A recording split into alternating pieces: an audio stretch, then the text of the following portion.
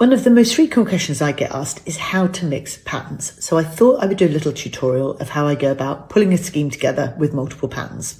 So if I'm starting a scheme with a bold pattern like this, a bold floral, I'm not going to include any more big, bold floral patterns because they will compete with each other. Even if I love another pattern, say I really wanted to include that, I won't because it's going to end up fighting with that one.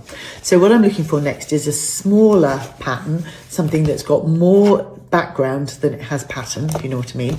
So like this is a really good example. It picks up on the green within this. Then I'm going to be looking for geometric type patterns because I want to have a sort of juxtaposition to the floral. So something like that is a good geometric, or something like that that's one colour. I always include a plain. It may not be very much. It could have been the green. I've picked a darker shade of the blue here. It might just be a couple of cushions with some contrast piping, but I do tend to include one solid block colour.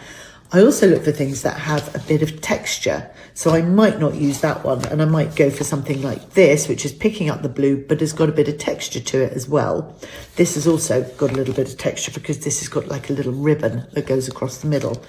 I'll then be looking for other greens that aren't necessarily solid, but have a smaller print to them. So then I might look and say, right, I need a stripe to offset it that brings in also a third colour. And again, just breaks a little bit more of a dimension. So when I'm working, I'm thinking big floral, lighter kind of floral or botanical print, a stripe, a geometric, a texture. Lay them all out, and then I look at them in proportion and think sofa or headboard or ottoman or footstool or armchair, and see which proportions are going to work best. There's a little bit of science to it. There's also a little bit of trial and error to it, but most of all, enjoy it.